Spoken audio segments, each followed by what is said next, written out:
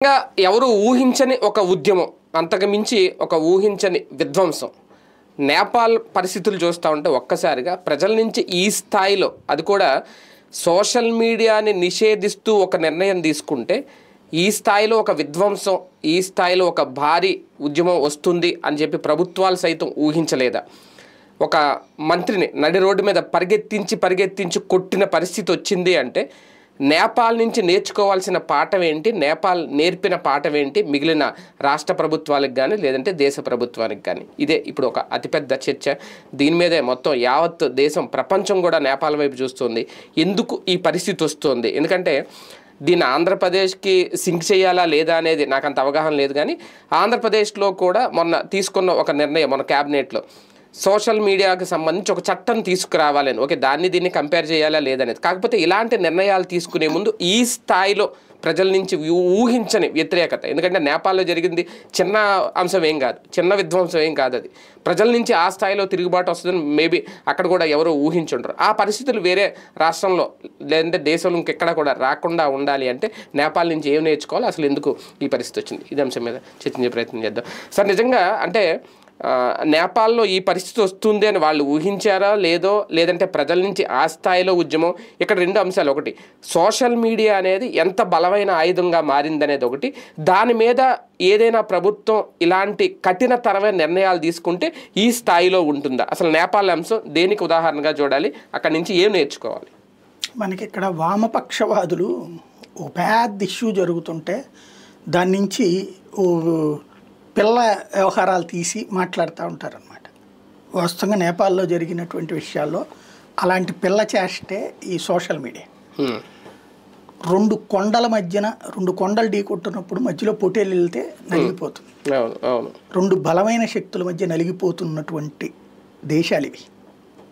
బంగ్లాదేశ్, పాకిస్తాన్ లేదా శ్రీలంక, నేపాల్, ఇవన్నీ రెండు బలమైన దేశాల ఉచ్చులో చిక్కుకుని విలవిలలాడుతున్నాయి. అలాంటి ఉచ్చులో ఒకప్పుడు భారతదేశాన్ని చిక్కించి ఇవాళ రోజున మోడీ లాంటి మొండోడు, వ్యూహాత్మక నిపుణుడు ఉండటం వలన ఇప్పుడు భారతదేశం కాపాడబడుతుంది. మనకేంటంటే అంతర్జాతీయంగా రెండు ల్యాబీస్ ఉంటాయి, చైనా ల్యాబీ, అమెరికా ల్యాబీ. నేపాల్లో జరుగుతున్నటువంటి ల్యాబీ గొడవ ఏంటి అంటే చైనా ల్యాబీ నుంచి కొన్ని దేశాలని అమెరికా ల్యాబీ విముక్తం చేస్తుంది. ఓ రకంగా ఇది ఇండియాకి సేఫ్. ఎలా అంటే బంగ్లాదేశ్ ప్రాంతాన్ని బేస్ చేసుకుని అక్కడ చైనా ఈ మధ్యన విపరీతంగా పెట్టుబడులు పెట్టి బంగ్లాదేశ్లో దాని గ్రిప్పుని సంపాదించి, ఇప్పుడైతే డబ్బులు ఎవరు పెట్టుబడి పెడతారో వాళ్ళు. చైనాకున్న దరిద్రపు జబ్బు ఏంటంటే డబ్బు పెట్టుబడి పెట్టాక కాబూలీ వాళ్ళలాగా వసూలు చేస్తుంది. సేమ్ టైము దాని ఇంపాక్ట్తో ఉపాధి అవకాశాలు వస్తాయి. ఉపాధి అవకాశాలు మనకు ఎట్లా ఉంటుందంటే, సింపుల్ ఎగ్జాంపుల్, మొదట ఏ పని లేనటువంటి ఒక కుర్రోడికి ఉద్యోగం ఇచ్చినప్పుడు సార్ సార్ సార్ సార్ అంటాడు. ఒక ఏడాది పోయేటప్పటికి జీతం పెరగాల, ఇంకా ఇంకా ఎదిగిపోవాలని కోరుకుంటాడు. నీ దగ్గర వ్యాపారం ఎంత ఉందో నువ్వు అంతే పెంచగలవు, కానీ నీ వ్యాపారాన్ని దాటి నువ్వు పెంచలేవు. వ్యాపారం అంత భారీగా పెరగదు. వ్యాపారం ఒక చిల్లర కొట్టు నడిపిన వాడికి, ఒక హోల్సేల్ షాప్ నడిపిన వాడికి దాని మీద ఒక 10 రూపాయలు బిజినెస్ జరుగుతుంది. నీకు ₹1 ఇవ్వగలడు, కానీ తను 10 రూపాయలు సంపాదిస్తే 15 రూపాయలు ఇవ్వడు కదా. కానీ ఇక్కడ అసంతృప్తి. ఇక్కడ ఏంటి, అప్పటిదాకా కడుపుకు మండింది, కడుపుకు కాలినప్పుడు ఉద్యోగం వచ్చింది. ఉద్యోగం వచ్చిన తర్వాత వేరే ఆలోచనలు వస్తాయి, ఇంకా లగ్జరీ, ఇంకా ఇంకా ఇంకా బతకాలని. అది ఇక్కడ అసంతృప్తికి కారణమవుతుంది. అలాంటి సిచ్యుయేషన్తో బంగ్లాదేశ్లో తిరగబోట్లు జరిగింది ఆ మధ్యన. బంగ్లాదేశ్లో తిరుగుబాట్లు ఏంటి, అక్కడ చక్కగా ఉద్యోగాలు పెరిగినాయి. Bangladesh one of the developing కంట్రీగా అయింది. దాన్ని ఈ అత్యాశ అంటే సేఫ్గా ప్రశాంతంగా కూర్చుని తింటున్నప్పుడు ఇంకా ఎక్కువ తినాలి, వీళ్ళుంటే కాదు ఇంకేదో ఉంటుందని ఎవడో బిగిన్ చేస్తాడు.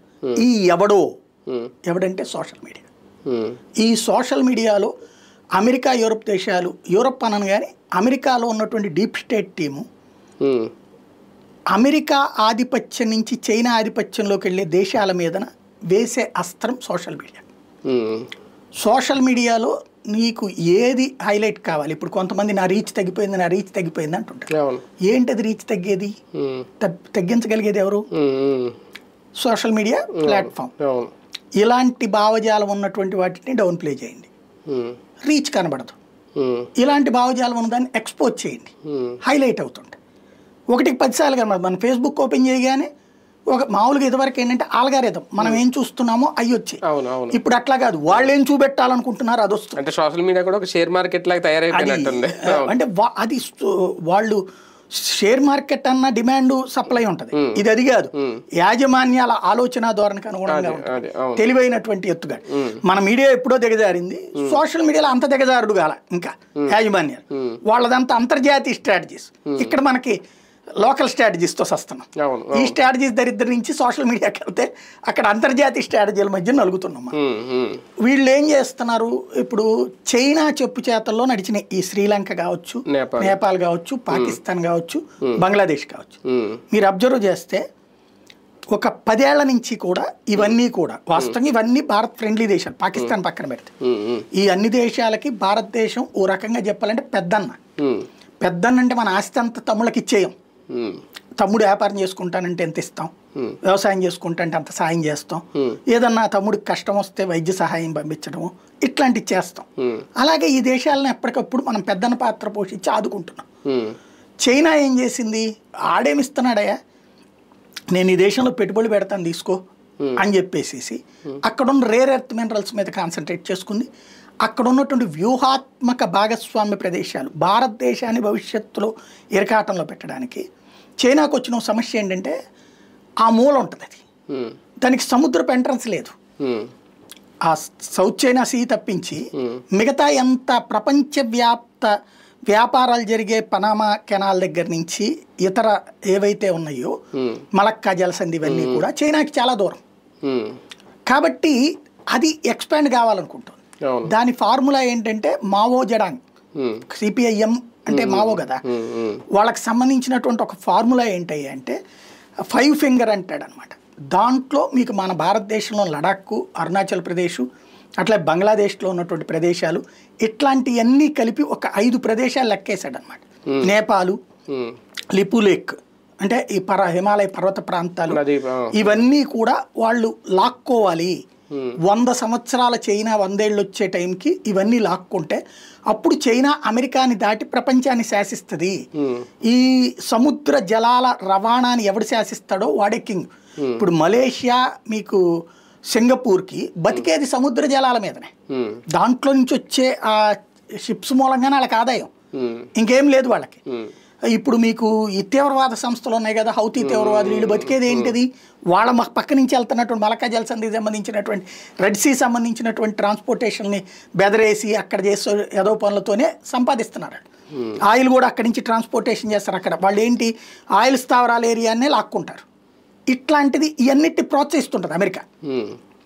ఈ చైనా ఏం చేస్తుందంటే గత 10-15 సంవత్సరాల నుంచి కూడా జాగ్రత్తగా ఇక్కడ పెట్టుబడులు పెడతా వచ్చింది. పెట్టుబడులు పెడతా అంతవరకు ఉంటే బాగానే ఉండేది, అంతవరకు ఉంటూ మనతో స్నేహం చేస్తే బాగానే ఉండేది. మనల్ని శత్రువులుగా చేసుకుంది, గాల్వన్లో ఉదంతమో లేకపోతే డోక్లాం ఉదంతమో. అది చేసుకుంటూ ఈ దేశాలను కూడా మనకు శత్రువులుగా మార్చింది.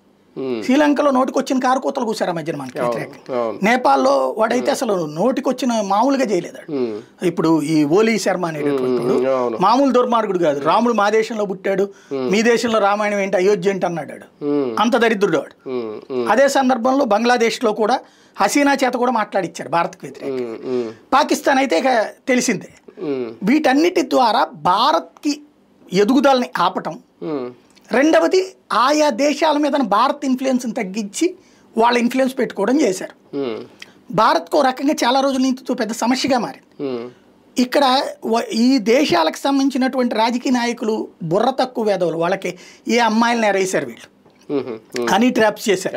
అందగత్తెలైనటువంటి అమ్మాయిల్ని రాయబార కార్యాలయాల్లో పంపించి ఈ ఎదవులందరినీ హనీ ట్రాప్ చేశారు. వీళ్ళు ఏం చిన్న చిన్న బచ్చా దేశాలు, ఒక రకంగా చెప్పాలంటే మనకి ఒక ఊరికి ఎక్కువ, రాష్ట్రానికి తక్కువ.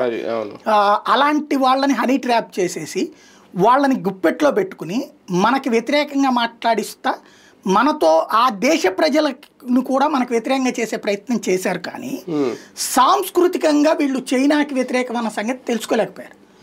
సాంస్కృతికంగా చైనా హిందుత్వాన్ని యాక్సెప్ట్ చేయదు. మనకి ఈ సింహళీయులు శ్రీలంక అంటే, లేకపోతే భూటాన్లో హిందువులు, నేపాల్లో హిందువులు, బంగ్లాదేశ్లో హిందువుల నుంచి కన్వర్ట్ అయిన ముస్లింలు అక్కడ ఉండేటటువంటి.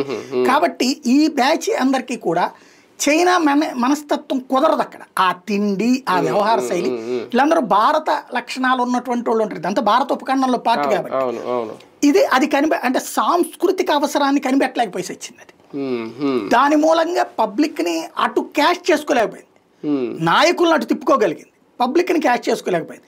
కానీ ఇలా చేస్తుండటం ద్వారా ఇది విస్తరణవాదాన్ని జాగ్రత్తగా తెలివిగా నడుపుకొస్తుందని గమనించినటువంటి అమెరికా వాళ్ళని దెబ్బకొట్టాలనుకుంది. మనల్ని సాయం అడిగింది.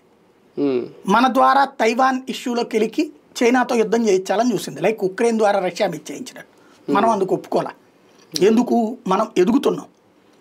12 లక్షల కోట్ల బడ్జెట్ 2014కి, ఇవాళ 50 లక్షల కోట్ల బడ్జెట్. ప్రపంచంలో 12వ స్థానంలో ఉన్నటువంటి వాళ్ళం మనం ఇవాళ 3వ స్థానానికి వచ్చేస్తున్నాం. ఆ స్థాయిలో ఆర్థిక వ్యవస్థ ఎదుగుదల ఏంటంటే వీళ్ళ ట్రాప్లో పడకపోవడం. ఇదివరకు అదే కాంగ్రెస్ ఉన్నప్పుడైతే వాళ్ళ ట్రాప్లో నడిచారు. రష్యా ట్రాప్లో, అమెరికా ట్రాప్లో అట్లాగా. వీళ్ళు అట్లా ట్రాప్లో పడ్డ మోడీ భారతదేశ ప్రయోజనాల్ని ప్లాన్ చేసుకుంటారు. వీళ్ళు ఓ మంచి టీం ఉంటుంది చేసుకుని, చైనాతో మా గొడవ ఉంది, ఓకే అది మేము చూసుకుంటాం, నువ్వు రావద్దు, అది మా ఇద్దరు గొడవ. గాల్వన్లోయలో అమెరికా సాయం తీసుకోలేదే మనం, డోక్లాంలో అమెరికా సాయం తీసుకోలేదే మనం, లేదా మధ్యవర్తిగా అమెరికాని రమ్మల్లా మనం, ఇది గుర్తుపెట్టుకోండి. అలాగే పాకిస్తాన్తో గొడవ వచ్చినప్పుడు మధ్యవర్తిగా చైనాని కూడా మనం యాక్సెప్ట్ చేయాలి. చూసుకుందాం, నువ్వు నాకు ఫోన్ చేయి. అప్పుడు అమెరికా ఫోన్ చేశాడు వాన్స్, ఆని నాకు ఫోన్ చేయమని నువ్వు చెప్పేది ఇంద్ర కొట్టామని చెప్పాం. చివరికి ఆడి చేశాక ఆపాం. అది కూడా ఎప్పుడు మనకేదో వాడు ఎంత ప్రచారం చేసినా సరే ఎప్పుడు కావాలో అప్పుడు ఆపేసాం. వీళ్ళు కోరుకున్నట్టు నిరంతర ఘర్షణ కావాలి వీళ్ళకి. నిరంతర ఘర్షణ జరిగినప్పుడు మన ఆర్థిక వ్యవస్థ కుదేలైపోతుంది, వాళ్ళ మీద డిపెండెన్సీ పెరుగుతుంది.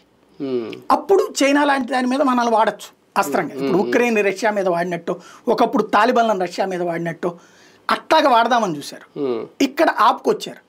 ఇప్పుడు అమెరికా ఏం చేస్తుందంటే ఇక తనే రంగంలోకి దిగి ఈ దేశాల్లో ఆ డీప్ స్టేట్ టీము అక్కడ సైన్యంతో కాంటాక్ట్ పెట్టుకుంటుంది.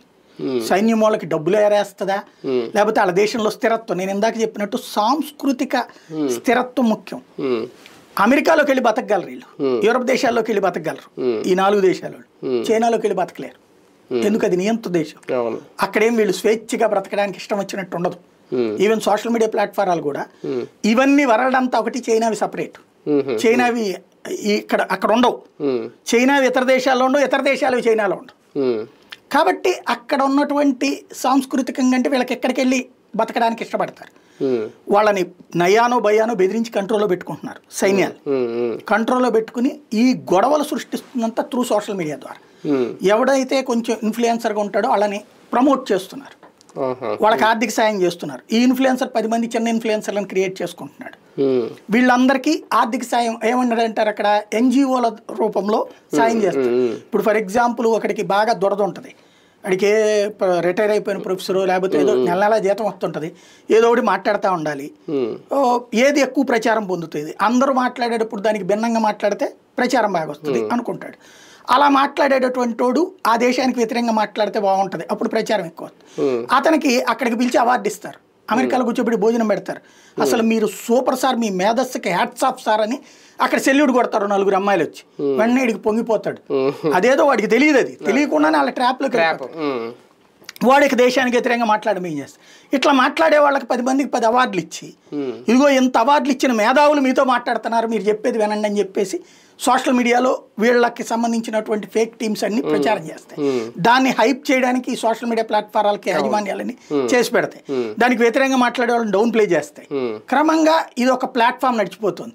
నీకు బంగ్లాదేశ్లో జరిగింది త్రూ సోషల్ మీడియా, శ్రీలంకలో జరిగింది సోషల్ మీడియా, పాకిస్తాన్లో ఇమ్రాన్ ఖాన్ దించడానికి సోషల్ మీడియా, నేపాల్లో ఇప్పుడు జరుగుతుంది సోషల్ మీడియా. సో ఇది గమనించినటువంటిది చైనా ఇడికి చెప్పుంటది ఓలీ శర్మ, అందుకనే అది బ్యాన్ చేశాడు. బుద్ధున్నోడు చేయాల్సిన పని ఏంటంటే ఇక్కడ జగన్ చేసిన తప్పు ఏదైతే ఉందో సోషల్ మీడియాని శాంతం పక్కన పెట్టేసేసి మెయిన్ మీడియాని పక్కన పెట్టేసేసి నేను ఇచ్చిన సంక్షేమాలతో సరిపోద్దు అనుకున్నాను. అవతలోళ్ళు సోషల్ మీడియాని బట్టారు, మీడియాని బట్టారు, మేధావులను బట్టారు, అందరినీ బట్టి కొట్టేటప్పటికి జగన్ 11 దగ్గరికి వెళ్ళి కూర్చున్నాడు. తెలుసుకునేటప్పటికి చేతులు గాలి పట్టుకుని ఇప్పటికి కూడా సెట్ చేసుకోలేదు. ఇప్పటికేమన్నా సరి చేసుకుంటున్నాడు ఆయన? ఏం లేదు, ఏదో అప్పుడప్పుడు చేసుకునే పని. కానీ ఒకటి నేపాల్ విషయంలో ఓకే, హోలీ శర్మ వెనక పాకిస్తాన్ కుట్ర ఉందా, చైనా ఉందా, ఎవరికో ఏదో కుట్ర అయితే ఉంది. కానీ అంటే ఇప్పుడు సొసైటీలో ఒక బిగ్ వెపన్ సోషల్ మీడియా అనేది, అది వాడుకునే వాళ్ళు వాడుకుంటున్నారు, దానివల్ల నష్టపోతున్నారు. కానీ అధికారంలోకి వచ్చిన తర్వాత అదే సోషల్ మీడియాని తొక్కేయాలి అని అనుకుంటున్నారు. ఇప్పుడు నేపాల్లో జరిగిన, ఇప్పుడు మన వాళ్ళు కూడా మొన్న క్యాబినెట్లో దాని మీద ఏదో చట్టం చేయడానికి ఒక కమిటీని కూడా వేశారు. ఓకే, రేపు పొద్దున్న చట్టం ఎలా ఉంటుంది, మాట్లాడిన ప్రతి ఒక్కరి మీద కేసులు పెడతారా ఏంటి అనేది ఒకటి ఇక్కడ ఆంధ్రప్రదేశ్లో. కానీ నేపాల్లో జరిగిన ఇష్యూ ఒక రకంగా ప్రజల నుంచి వచ్చిన ఆ వ్యతిరేకత, ఆ నిరసన, దాని వెనక కూడా ఏదైనా కుట్ర ఉందా? నిజంగా ప్రజల నుంచి ఇండివిజువల్గా వచ్చిన ఒక నిరసన, ఒక ఉద్యమం, ఒక వ్యతిరేకత, అది ఇక్కడ 2 కోణాలు ఉన్నది. మొదట వచ్చిన ఉద్యమం సోషల్ మీడియా ప్లాట్ఫారాలు బ్యాన్ మూలంగా. మీకు జన్జీ అనే టీం ఏదైతే ఉందో ఆఫ్టర్ 2000 పుట్టినటువంటి వాళ్ళు, వీళ్ళకి ఇదివరకటి రోజుల్లో 10-12 ఏళ్లకే మనకి మెచ్యూరిటీ ఉంటుంది. 10-12 ఏళ్ల నుంచినే తల్లులు ఏం చెప్పేవాళ్ళు, నాన్న చూడు ఎంత కష్టపడుతున్నాడు, నువ్వేంది ఓ పని చేయి, ఆ పని చేసిరా, ఈ పని చేసిరా, బజార్ వెళ్ళి సరుకులు తెచ్చేయి అని మనం అప్పుడు తెచ్చేవాడు. ఇప్పుడు మా పిల్లలు ఇస్తున్నారా? ఇంకోటి, అసలు నీకేం పని, నువ్వు బాగా చదువుకో, నువ్వు బాగా మంచి పొజిషన్లో కూర్చోవాలి, ఏసీలో కూర్చోవాలి, ఒక పెద్ద హాల్లో కూర్చోవాలి అనేటటువంటి మెంటాలిటీ ఇప్పుడు వాళ్ళకి అలవాటు చేస్తారు. వీళ్ళకి కాలక్షేపం కావాలి, ఆ కాలక్షేపం సోషల్ మీడియా. ఒక్కసారి కాలక్షేపం ఆపేసేటప్పటికి పిచ్చెక్కిపోయారు. ఇంకోటి ఏమైపోయిందంటే ఈ జన్జీ జనరేషన్లో వాళ్ళు ఈ సోషల్ మీడియా ప్లాట్ఫారాల ఆధారిత వ్యాపారాలు చేస్తున్నారు. నిషేధించలేదంట కదండి, అన్ని నిషేధించారు. అంటే దాన్ని లెక్క కాదు, బేసిక్ గా సంపద ఎక్కడ వస్తుంది, యూట్యూబ్, ఫేస్బుక్, ఇన్స్టాల్, ఇవి వీటిలో వచ్చేటటువంటి డబ్బులు ఆగిపోయినాయి. ఇంకోటి వీటి ఆధారంగా ఇప్పుడు చీరలు అమ్మే ఆవిడ ఇన్స్టాలో పెడుతుంది, ఫేస్బుక్ లో పెడుతుంది, పచ్చళ్ళు అమ్మే ఆవిడ, కూరలు అమ్మే ఆవిడ, ఇలాగ సంపాదించుకుంటున్నారు. ఒక్కసారిగా ఏమి లేకపోతే సంపద ఆగిపోయింది. అంతేగా, ఇవాళకి ఇవాళ నా బతికేంది రేపు అనే భయం వచ్చేసింది. అంటే ఈవెన్ ఆంధ్రాలో కూడా ఉంది ఆ పరిస్థితి ఒక రకంగా. అక్కడే కాదు, ఆ సంపాదన ఇక్కడ కూడా చాలా మంది, దేశం మొత్తం భారతదేశంలో చాలా మంది బతుకుతున్నారు. మీకు రెమిటెన్సులు ఇదివరకు 25 బిలియన్ డాలర్లు ఉండేటటువంటిది, అది 25 మిలియన్ డాలర్ నుంచి ఇప్పుడు దాదాపుగా $1.5 బిలియన్ వచ్చింది. విదేశీ మారక ద్రవ్యం సోషల్ మీడియా ప్లాట్ఫామ్ వస్తుంది. అందుకో ప్రభుత్వానికి ఇంకోటి ఏంటి, దాంట్లో ఏకంగా 18% ట్యాక్స్ తినేస్తుంది, విపరీతంగా ట్యాక్స్ తినేస్తుంది. ఆ విధంగా వాళ్ళకి 10 పైసలు ఖర్చు లేకుండా ప్రభుత్వానికి డబ్బులు వస్తాయి. అక్కడ కూడా అట్లా ఎంకరేజ్ చేశారు. కానీ అవి ప్రాబ్లం అవుతున్నాయని ఆపేటప్పటికి నా భవిష్యత్తు ఇవాళతో ఆగిపోయింది అన్న కడుపు మంటతో రోడ్డు మీదకి వచ్చారు. వాళ్ళని ముందు పెట్టి వెనకాల అసాంఘిక శక్తులు తుపాకులు, కత్తులు, కర్రలు పుచ్చుకుని వచ్చినాయి. వీళ్ళందరూ ఎవరు? విచిత్రం ఏంటంటే ఏది రాచరికపు ప్రభుత్వాన్ని వద్దు, హిందుత్వ ప్రభుత్వం వద్దు అని చెప్పి ఉద్యమించిన వాళ్ళు కమ్యూనిస్టులు. ఒకప్పుడు వాళ్ళు అప్పుడు చైనా ప్రోద్బలంతో నడిచిన ఉద్యమం కారణంగానే రాచరికం పోయి ప్రజాస్వామ్యం వచ్చింది, ప్రజల చేత ఎన్నికయ్యే ప్రభుత్వాలు వచ్చినాయి. ఇప్పుడు అదే కమ్యూనిస్టు ప్రభుత్వాలను అదే ఉద్యమాలతో దించారు. ఇప్పుడు ఓలీ గాని ప్రచండ గాని అందరూ చైనా కుక్కలే. అక్కడ నేపాల్లో వచ్చే ప్రతి పాలకుడు చైనా కుక్కే. ఇప్పుడు ఆ చైనా కుక్కల్ని చైనా ఎలాంటి ఉద్యమం అయితే సృష్టిస్తుందో ఆ ఉద్యమాల ద్వారా డీప్ స్టేట్ వాళ్ళు కొట్టారు. చైనా ఉద్యమాలు ఏం ఎట్టుంటాయి అంటే గ్రౌండ్ లెవెల్లో ఉండే పేదోడిని రెచ్చగొట్టి వాడుతుంది. వీడు సోషల్ మీడియాని వాడి మధ్యతరగతిని రెచ్చగొట్టి వాడాడు. సింపుల్. ఓ రకంగా చెప్పాలంటే చైనా గ్రిప్లో నుంచి అమెరికా లాక్కుంది, డీప్ స్టేట్ లాక్కుంది, దీని మీద ఆధిపత్యం, నేపాల్ మీద ఆధిపత్యం, వాళ్ళ సైన్యాలను అడ్డం పెట్టి. అంతే. చైనా మీద విశ్వాసం ఒక రకంగా పెరిగిపోతుంది. చైనాని నమ్మితే మునుగుతారు అనేటటువంటిది ఆల్రెడీ తెలిసి బయటికి రాలేక కొట్టుకు చస్తుంటారు. లైక్ మాల్దీవులు చైనా నమ్ముకుని మనతో గొడవ పెట్టుకున్నాడు. ఏమయ్యాడు? చైనాదంతా ఏంటంటే, ఏందా నీతో వాళ్ళతో గొడవ, వాడేంటి నిన్ను అట్టంటం ఏంటి అనగానే వీడు మనకు సపోర్ట్గా ఉన్నాడు కదా అని వాడు ఇచ్చేసాక మనల్ని 4 తిడతాడు. సరే పోరా అంటాం మనం. ఆ తర్వాత చైనా దగ్గరికి వెళ్తే బంట్రోతుని చూసినట్టు చూద్ది. మాల్దీవుల అధ్యక్షుడు ఎన్నికైనోడు వెళ్తే ఒక సాధారణ డిప్యూటీ కలెక్టర్ స్థాయి అధికారిని పంపించాడు జిన్పింగ్. అప్పుడు అడిగి పిచ్చెక్కిపోయింది. పరిగెత్తుకుని నరేంద్ర మోడీ దగ్గరికి వస్తే మోడీ ఘన స్వాగతం ఇచ్చి తీసుకెళ్ళాడు. మాల్దీవులు ఏంటి సరిగ్గా ఇంకొక 10 ఏళ్లలో మునిగిపోతుంది, దేశమే ఉండదు. ప్రపంచంలో తొందరగా మునిగిపోతున్నటువంటి దేశం అది, దీవి కదా అది. అలాంటిది చోట్న మనకు వ్యతిరేకంగా ఎంత సృష్టించారు వాళ్ళు. ఇప్పుడు ఓ రకంగా చెప్పాలంటే మనకి తెలియకుండానే మనకి మేలు చేసింది ఈ డీప్ స్టేట్ ఈ విషయంలో. ఇక్కడ ఇండియాలో కూడా చేయబోతుంది, మోడీని దించేసేసి రాహుల్ గాంధీని పెట్టాలన్నట్టుంది. ఇప్పుడు రాహుల్ గాంధీ రెండిటితోనూ వాడుకుంటున్నాడు, రెండిటితోనూ ఆడుకుంటున్నాడు. అటు చైనాతోనేమో ఎంఓయూ కుదుర్చుకుని వచ్చాడు, అమెరికన్ డీప్ స్టేట్తో ఒప్పందాలు చేసుకుంటుంటాడు అతను. డీప్ స్టేట్ వాళ్ళు అతనికి ఫండింగ్ ఇస్తుంటారు రెండు వైపుల నుంచి. ఇప్పుడు మన దగ్గర వచ్చిన అప్పుడు షాహీన్ బాగ్ అల్లర్లు జరిగినాయి కదా, దాని వెనకాల ఉన్నది డీప్ స్టేటే. అట్లాగే రైతుల పేరుతో జరిగిన ఉద్యమం వెనకాల ఉన్నది వీళ్ళే, ఖలిస్తానీ ఉద్యమం వెనకాల ఉన్నటువంటిది వీళ్ళే. సిఐఏ వ్యతిరేక ఉద్యమాలు జరిగినాయి కదా, సిఐఏ అలాగే అది వీళ్ళే. ఎన్ఆర్సీ వ్యతిరేక ఉద్యమాలు వీళ్ళే. మొన్న మణిపూర్ గొడవల వెనకాల ఉన్నది డీప్ స్టేటే. దేశాన్ని అల్లకల్లోలం చేయడానికి బోలెడు ప్రయత్నాలు జరుగుతున్నాయి. డైరెక్ట్ ఉద్యమాలు అయితే ఈ దేశంలో వర్కౌట్ కావట్లేదు.